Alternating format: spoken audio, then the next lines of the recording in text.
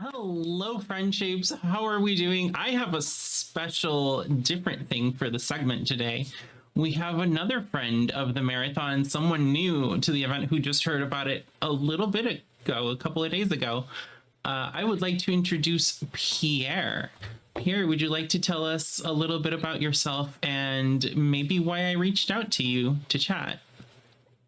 Yeah, so hello, I'm Pierre. I'm the art director for Ghostland Yard, which is going to be streaming for Prevent-A-Thon. Sorry for the spelling.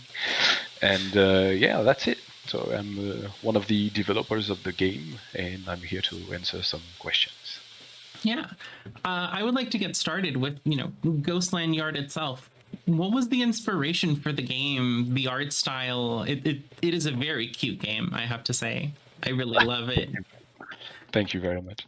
Well, the inspiration for the game, the main objective of the game was to develop a game fairly quickly because we had the skill set to do it. So that was the aim, and we wanted to detach ourselves from the main art style that we can see in precision platformers, and that's why I went very cutesy on the character, on the main character Poe. That was the end goal, and my favorite colors are is green, but just right after that are blue and pink, and that's why I wanted those colors to pop out every time we see the game. So that's why the danger zones are pink.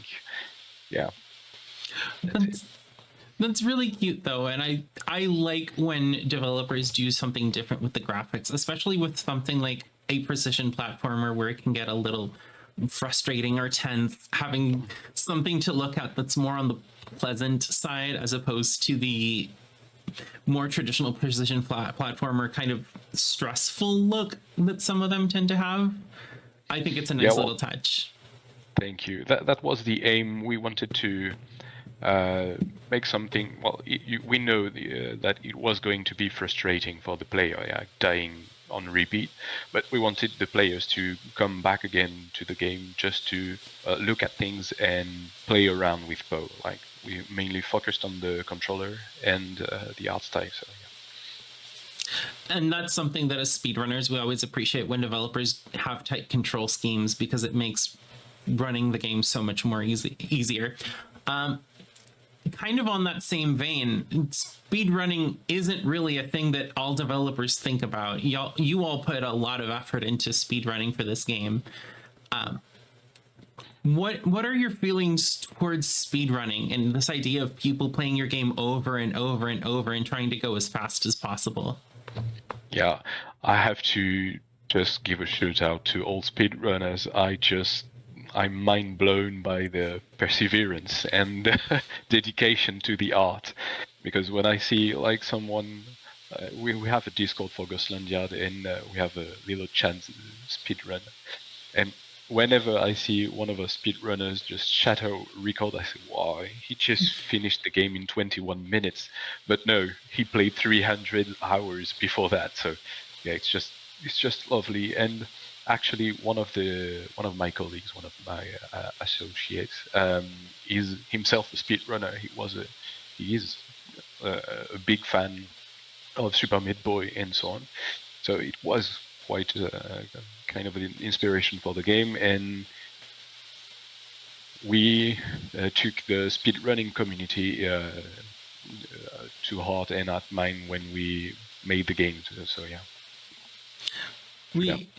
We appreciate that, and also I cannot stress enough how heartwarming and wonderful a feeling it is when you're speedrunning a video game and you find out that the developers are actually very supportive of the community. Sometimes you get those developers that are, hey, you're going so fast in our game, we don't like that, we're going to patch out or make it harder. But sometimes you get those developers that are just so nice and going, hey, you're enjoying our game the way you want to enjoy them, and we want to support your fun.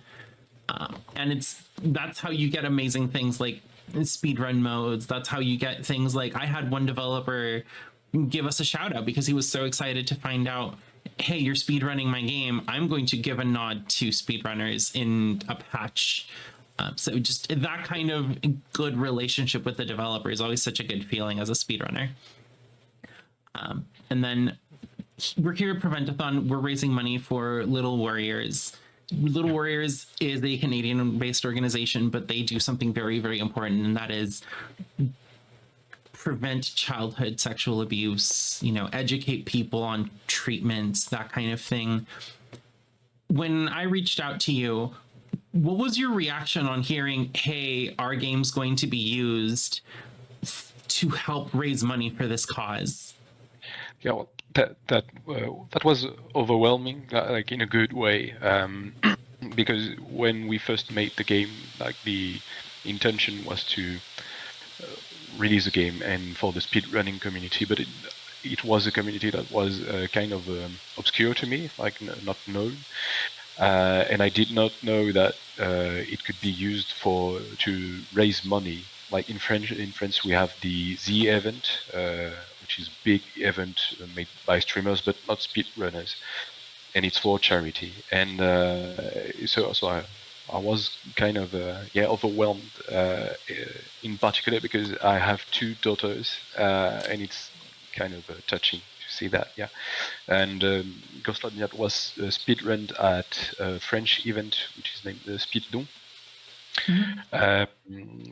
Which raised money for Médecins du Monde, which is doctors, like kind of Doctors Without Borders. So yeah, it's an international thing. So yeah, I'm just glad that my game exists beyond the gaming industry and can help people to just live their lives. So yeah, that's just great. I actually want to take a quick moment to thank and shout out some of our friends at Prevent-A-Thon, because in the past we've had help from the French Restream, which is a French group of speedrunners that take our event and translate the commentary for French audiences. So know that there is actually quite a few French speedrunners out there. Yeah, I know that. I saw that at Speedon and on our Discord. So yeah, shout out to everyone. We actually have quite a few French speedrunners on our schedule this event as well. Oh, okay, right. I can get you a little bit of that information later if you want to know more on that. But yeah, it's lots of hello to all of our French speedrunners, because we have quite a few. I also, kind of before we leave, I wanted to take a moment to ask you, how are you doing? What are you working on? Do you have any kind of personal projects you want to show off to our community? Do you have any kind of art website, that kind of thing? The floor is yours to wherever you want to talk about. Yeah, thank you. Well, I'm going to keep on the subject because right now I'm working in a school, an art school in France, in Lyon, which is called Belcourt École d'Art. And I'm kind of a head of studies. I don't know if it translates well because we do not have the same school setup, but yeah, something like that. And one of the things I try to build in the school is like a studio, but for charity. 2 years ago, well, 1 year ago, we worked for a pediatric intensive care unit, so something like that, and we made a serious game for them, well, with the students. And I'm trying to do the same this year with Médecins du Monde, so nice. That's the looped, as we say.